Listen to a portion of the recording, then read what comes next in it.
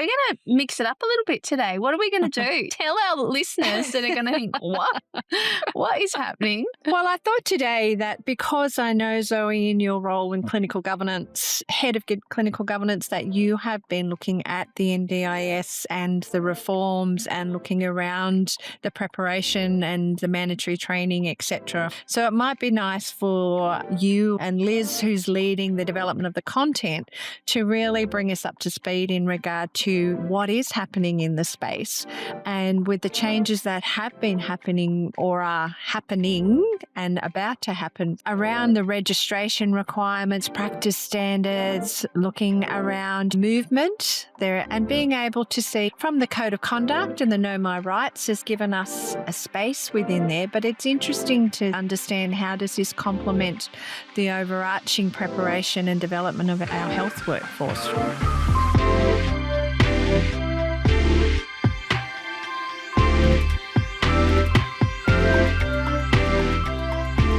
Welcome back to the Capability Corner, the podcast where we explore what's happening in healthcare, workforce development, and all things capability building. I'm your host, Zoe Yule, and I'm not head of learning and capability at Ausmed anymore. I am still at Ausmed, but I have a new role, which we can tap into soon. Ta-da. But I would be a fraud if I picked up my same intro that I say every single time and did that again today. So I'm head of clinical governance at Ausmed, and I'm joined by, as always, Chief Nursing Officer of Ausmed, Dr. Karen Patterson. Welcome. And we have Liz Sakal, our disability team lead and project manager and coordinator of the Know My Rights grant, which we touched on in our last episode. Welcome back. Thanks for joining us for your second ever podcast episode. Mustn't have been that bad. You decided to join us for round 2. I was begging for round 2. All right. So today is a second conversation that we're going to have around some really core themes that relate to the disability sector, which we're really excited to bring to you today. As I mentioned, we, in our last episode, really tapped into the concept of rights and just how critical they are to any participant, to any person, carer, family member, health professional and provider that's working in the disability space, which is, of course, extends to all sectors, healthcare, when a patient's rights are critical, aged and home care, where a person-centred rights-based approach is at the heart of everything. So for all listeners, we hope this is a theme and a concept that resonates with you. But I'd like to, I guess, just acknowledge, Liz, that beyond the NDIS grant that you worked on at Ausmed last year, you've stepped into a new role, a big role, a busy role. What are you doing at Ausmed now and how are you going? Yes, thank you so much. And it's a pleasure to be back. So the new role is the disability care team leader. So what that actually means is that I will be heading the content part for Ausmed in relation to disability care library. So establishing that library for the disability sector so that all workers within the disability care are actually enabled to provide the support and care that they need to participants who are a very vulnerable group within our community. And so just making sure that responsibilities are really clear and also understanding what's within somebody's scope of practice within their roles. Brilliant. And so critical, I think, to have, for everyone that heard our previous episode, your lived experience, your sector experience, over 20 years working in the disability sector, predating when the actual NDIS scheme was introduced, and extensive learning and development experience. Again, I think I said you were the pot of gold at the end of the rainbow. Just an absolute pleasure to have on our team at Ausmed, and really ensuring that the voice of the participant, the rights of the participant, and things that we're going to touch on today, the code of conduct, NDIS practice standards, and the raft of reform that is happening, is really embedded in the content that Ausmed is continuing to develop. A pleasure to have you back. And Karen, I'm going to hand over to you. So in being a newbie to the NDIS, there are I know that there's this sort of changes that are rolling out till 2030. What is actually changing, Zoe? It's a good question. And we are doing a whole webinar on that specific topic. But for the purpose of anyone that is new or not specifically working in the NDIS at the moment, I guess there's a couple of key bills, or technically one key bill, the Future Generations Bill, which is about to pass the passage of Parliament, or by the time this episode is released, probably passed. And then the Integrity and Safeguards Act. So a bill is something that's not yet live, an act is something that's live. And I think the key intent of these bills is really integrity, safeguarding. There are a lot of pricing kind of pressures that are driving this, but there's one word that sums up the direction of where this is going, and it's around quality. And that is absolutely not an acknowledgement that there are not many providers that are absolutely doing quality now. There absolutely are. This is a really looking at, and as the name says, the next generation of the scheme, looking at what is the intent of the scheme for the advocates and the many thousands of people that were instrumental in establishing the NDIS. What is it designed to do, and how can we make sure that the scheme into the future is sustainable, it's supported, it's enabling for providers, it meets the needs of participants, and it's well understood by anyone that's working in the sector or outside of the sector, so that we can ensure that participants' rights and the care and supports that they require continue to be funded for the next generation. So a bit like creating reliability around that quality, so that there wasn't that oversight or standards that people could use as a benchmark to be able to support that.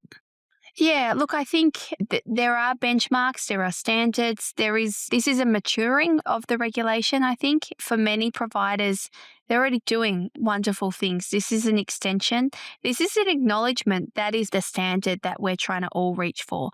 But I think regardless of the bill name or the act name, for anyone that is working in this space, the key thing to remember is that through this period of uncertainty, where there are changes to eligibility, there are changes to some of the key elements of the scheme, that this can bring a lot of anxiety. This can bring a lot of stress and disruption to people that are already vulnerable, to people that are already really going through enough uncertainty. So it really just makes that conversation around rights and protecting the rights of participants and being able to advocate for families and carers just as critical.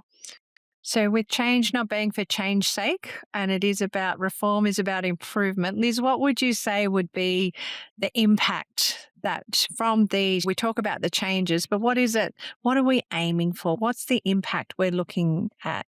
Really, the point is to be able to stabilise this scheme, because it has been a really, I guess, a point of being able to enable people to live independently and live a fulfilling life.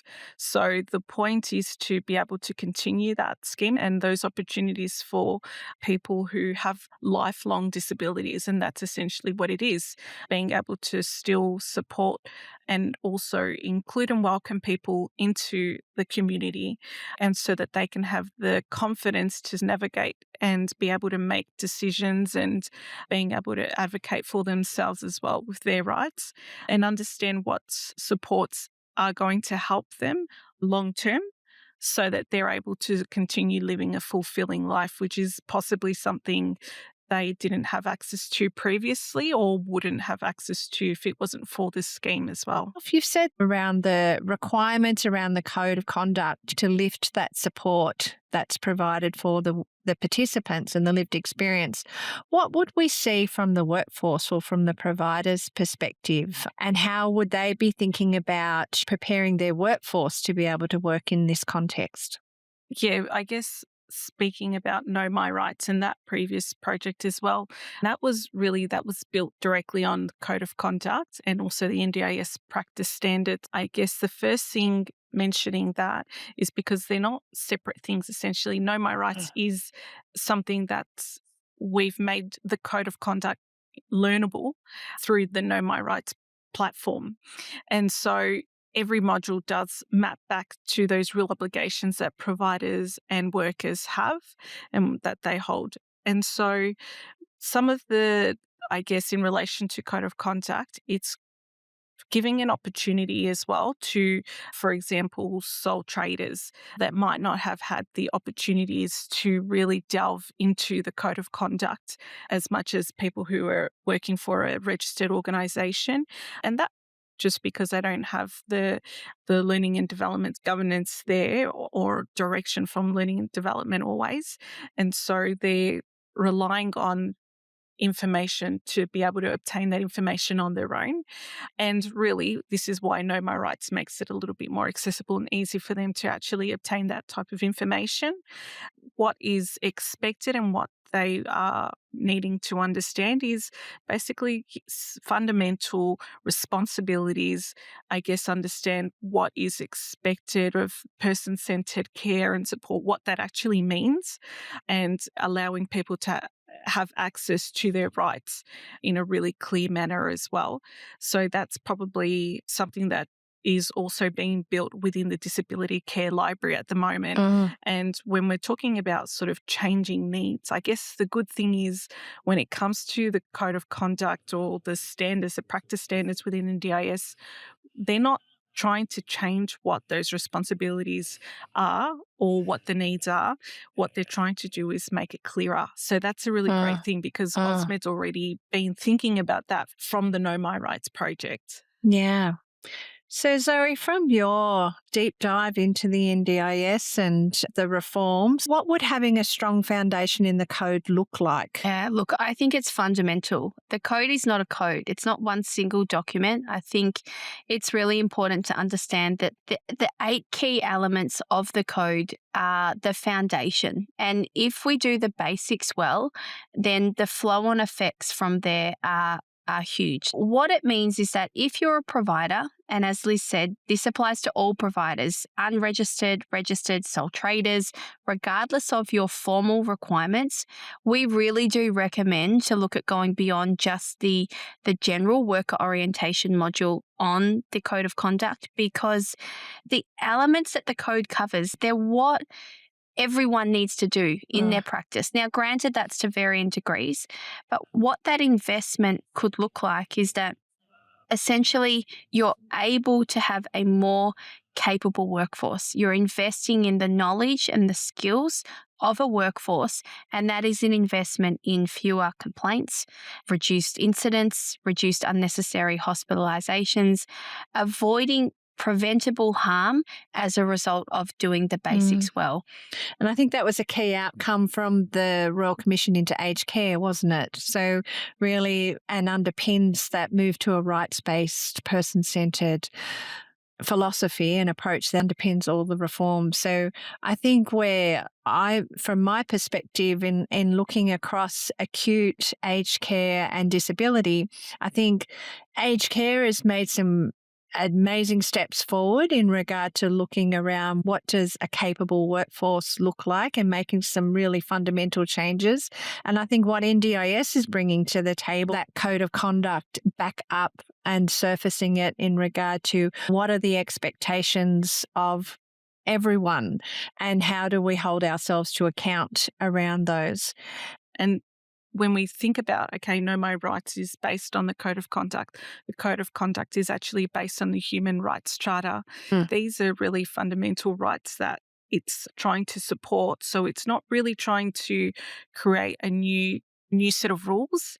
It's something that they're trying to embed as a human right and that people are entitled to, whether they're people that living with disability or just from one person to the next, irrespective of if they do have a disability. It's just about having those rights. We had a poster accepted at the International Integrated Care Conference on the Know My Rights, and that generated a whole lot of discussion in regard to, as you're saying, the World Health Organization, rights base from there. And it is something that organizations globally, health providers, communities are looking for a breakthrough. And what we presented around the Know My Rights and just the simplicity again around having that ecosystem approach and creating the safety to have a conversation around it really resonated with the people at the conference. And I think what you've been able to bring forward there has really made a difference difference. And again, it comes back to being able to look around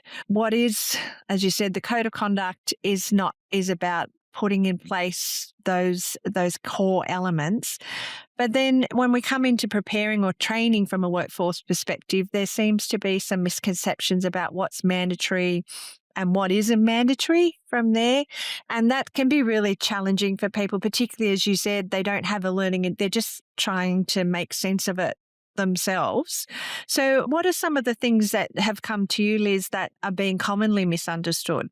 So I think when it comes to responsibilities, that's a really big factor, as well as just having the grey areas a bit highlighted a little bit or cleared up. That's a really big thing as well, because it can be a little bit complicated as to what's actually mandatory. That's what brings about so much need for training.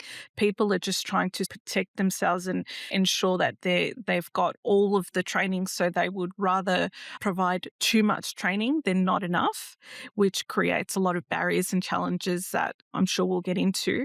But I guess that's why it's a perfect opportunity for Ausmed to be able to come in and actually clarify that and provide a template of where actually we've done the research and we have the information in a clear way for you, so you understand this is what's actually required.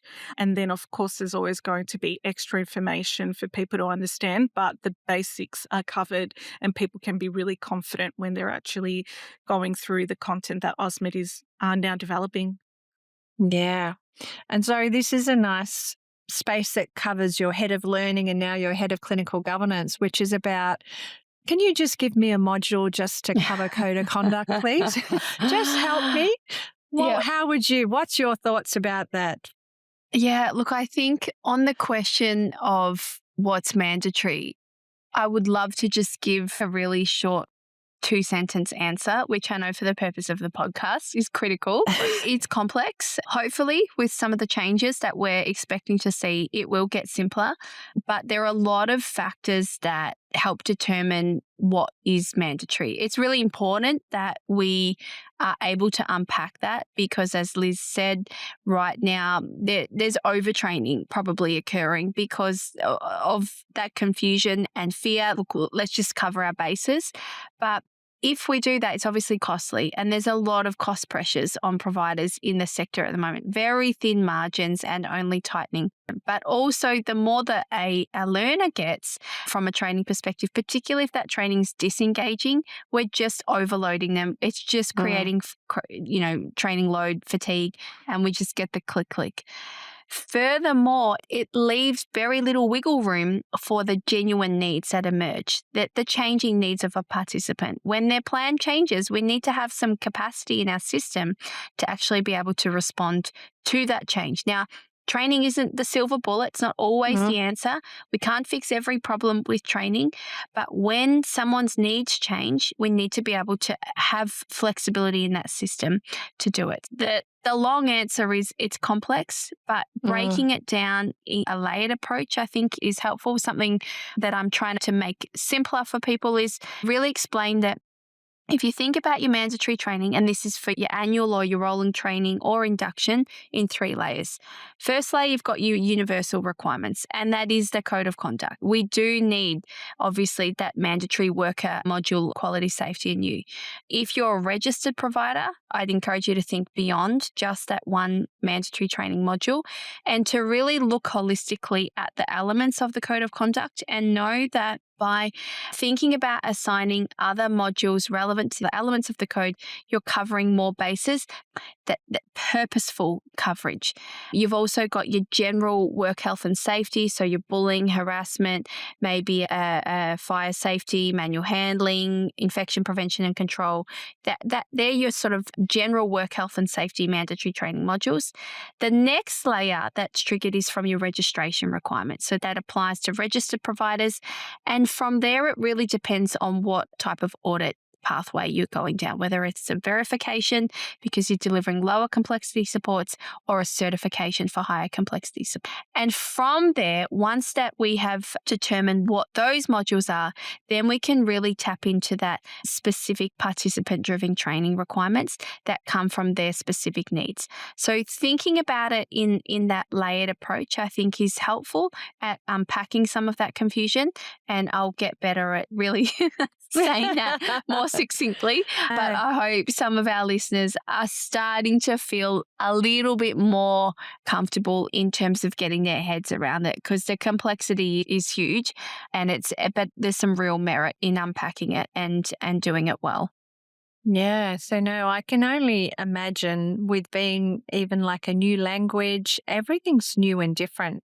And for a part where you previously perhaps weren't required to be registered or weren't required to show. And I can imagine, as you were saying, Liz, the hip approach is to say, let's just make everything mandatory, let's just cover everything, and then we'll be safe. And then thinking of the flow-on effect of that, both from a cost perspective, but the bigger cost from there is around how do you maintain that really important workforce, because the likelihood of the workforce actually saying, is this something I really want to do? And if this is all mandatory, am I a safe practitioner? Am I putting myself at risk here? So it raises more questions and probably a sense of unsafety rather than a sense of safety from there. So I think it leans into our other work that we've been doing, which is around the philosophy of Ausmed about, improving care through workforce capability building and thinking around what is capability. And yes, it is about having the knowledge and the skills and the ability to apply that in context. And to do that does require the beginnings of training, laying down those foundations of knowledge, but it's also around having a culture of support, a culture of where someone can say they don't feel they can speak up. That psychological safety to be able to say that this is new for me, or I don't feel safe here, or I'm not sure what to do. I don't know, Liz, from your previous experiences, or if you were imagining a future where this could work, what could that look like from an NDIS perspective and the context, how these organisations, as Zoe was saying, it's very thin. There's not a lot of people there. So I think the step that I'm seeing is reinforcing that code of conduct and reinforcing some foundational responsibilities so that the risks are really mitigated for everyone. It's not just for participants, it's also for staff as well. So it's for everybody's safety, really. And so being able to uplift the quality and minimize the harm is going to be really critical in this space. And I think also being able to provide that clarity for everybody involved is going to be something that I guess aged care has a lot more clarity in that from that perspective. But the disability, it's really evolving sector.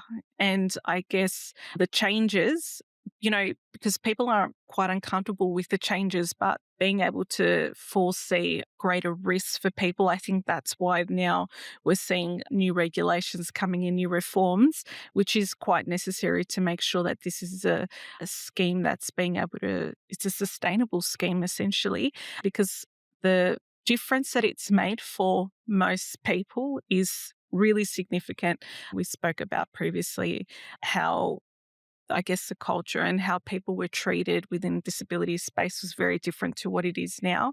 And that person-centered approach is definitely leading that change. It's also just really essential for workers to be able to understand a little bit better their responsibilities so that they aren't overwhelmed with all of those training needs. And so you mentioned the training fatigue as well, which is definitely something that you see, unfortunately, within the space. And it also will mean that there's going to be a lot of, because it's a type of workforce at the moment. That keeps changing, and seeing stability is going to be better for everybody involved, especially participants who, once again, just being very vulnerable. It means that they tend to be a cohort that really relies on consistency, and that's not something that they're able to experience all the time at the moment.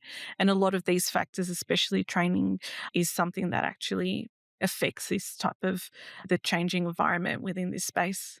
In addition to a lack of clarity, is a lack of visibility when it comes to capability. If we talk about what is capability, as Karen said, but if a provider doesn't have visibility over what that capability looks like, then we can't get the benefits of that capability. The holy grail is that we're able to match the support worker that has the right capability, that has developed the required knowledge, skills, competence, and practice with the participant that has those often complex needs. And that starts with data. It starts with being able to see and being able to match that capability, or train for the gaps, provide the right solutions where there are gaps in capability that then match what the participants' needs are. And I think currently one of the challenges are that a couple of things. I think one, there are weak signals of capability that are being used not for anyone's fault, but just because these are the systems that are available. But we look at module completions, or we see, oh no, you've done that thing before, like we can get you to do that again. Or just as you said, Liz, the sheer lack of availability because of such a high turnover workforce means that when you've got someone that might not, for the second reason, have clinical expertise or really strong sector expertise, you've got someone that's absolutely doing the best they can to manage a roster and managing training, make decisions about matching a participant's needs with the support worker available.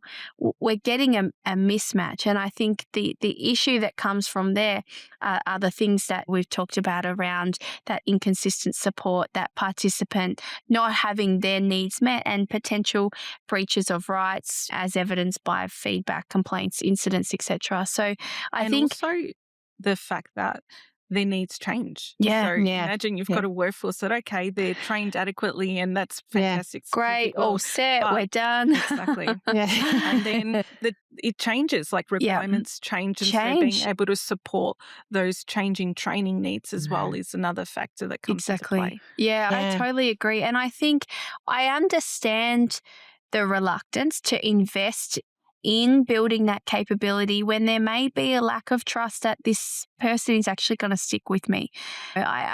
It's frustrating when you've spent a lot of time recruiting, onboarding, and then trying to develop that particular support worker, and then they're off. We can understand from burnout or being in a high need situation, shift work, having overnight shifts, sleepover shifts, that they are very valid reasons that would maybe make someone feel that they need to have a change for whatever reason. But the impact on providers is that we don't want to invest. And I think we need to reframe that building that capability, it isn't a cost. Yes, it costs money, but that is the strategy. In this changing landscape, that's the solution. It's not what happens once we get through all of this. It's what we need to do to get through this particular change. And I think if we can reframe the investment around training and capability, then we can genuinely start to try and look at some of these workforce challenges.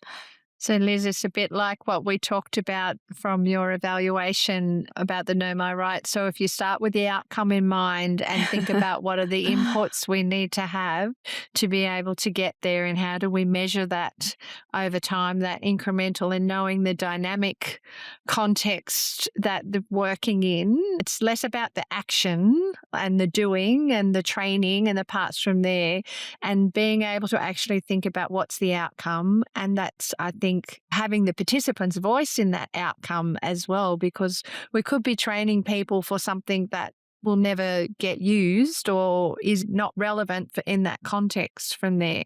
And then everyone gets frustrated.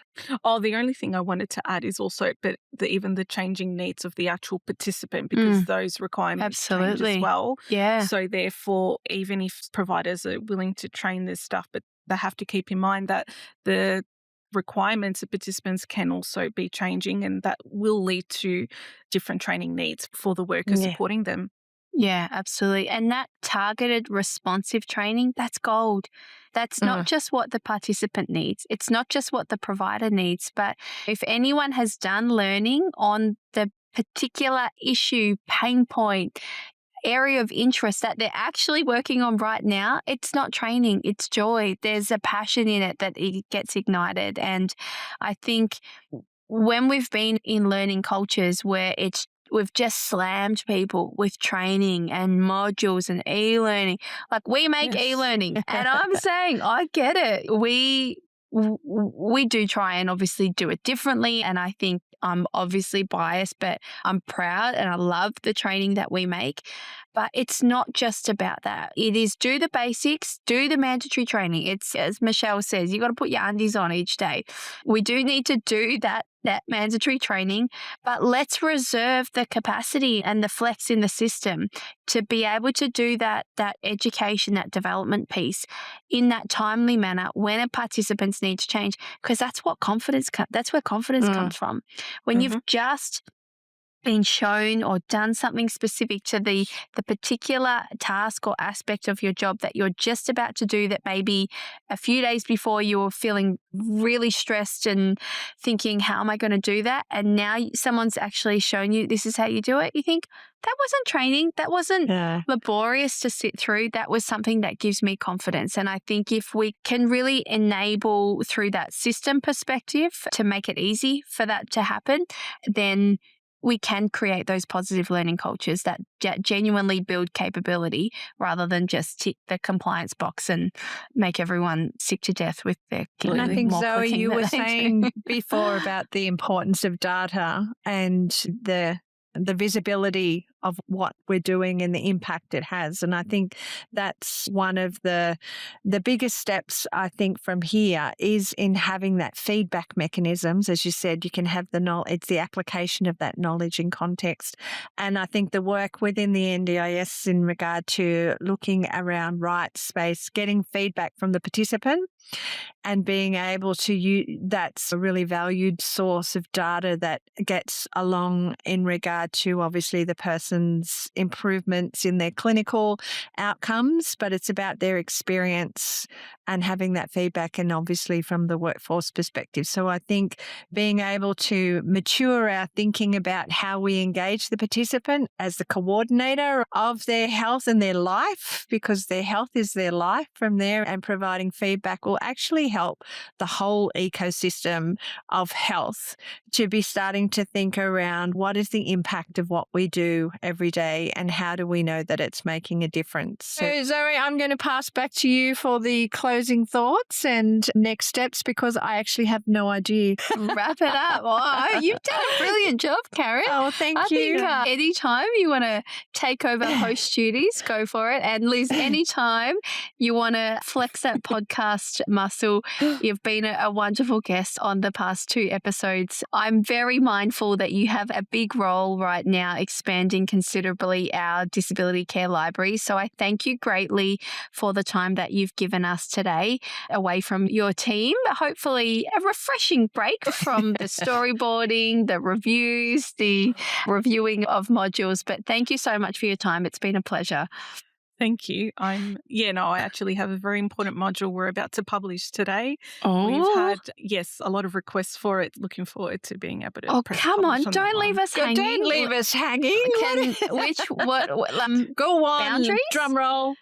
Yeah, it is actually medication prompting, assistance and administration. So fantastic. Oh, that's exciting. Well done. Yeah, a lot of request for this one. Thank you for all of the work that you're doing and you've done, Liz, on the Know My Rights, Know It, Show It, Act On It project, our partnership with Inclusion Australia and the grant awarded by the NDIS Quality and Safeguards Commission, and for being our incredible team lead, managing our disability care library and expanding the modules that we have available.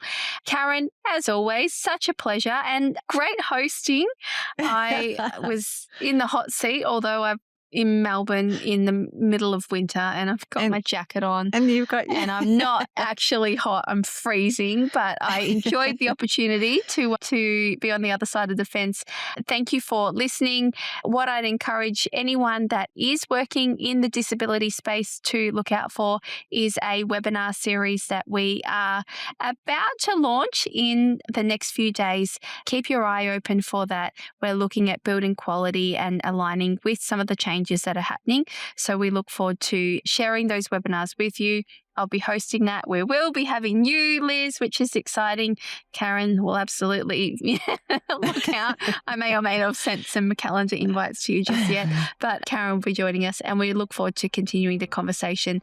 I think the last thing I'd mention to really pull it all together is that we've had a couple of episodes that really centre around understanding that the core underpinning of any person-centred approach to care. We've focused on the rights of participants, so a person with a disability within the context of the NDIS, but the same applies to a person in aged care or hospital, community care, wherever that might be. As Liz said, they're fundamental human rights. These don't come from Australia. There is the United Nations essential rights of human beings is where this comes from. Throughout any landscape, but focusing on the change that is occurring within the NDIS at the moment, there is anxiety, there is stress, there is a lot of uncertainty and unknown. Now is the time to really ensure that we are upholding the rights of participants, their families and carers, because there is so much change that we need to be able to support and not lose sight amongst everything, every new legislation, reform, whatever bit of the agenda is coming out on whatever first of whatever month. At the end of the day, we can't lose sight of the rights of the participant and upholding that amongst all of this change. Liz, thank you once again. Thank you, Karen. And I hope our listeners have enjoyed this episode. We'll look forward to our next episode. And if you're interested in continuing this conversation, we'll look forward to seeing you at our webinar series. Thank you. Thank you. Bye.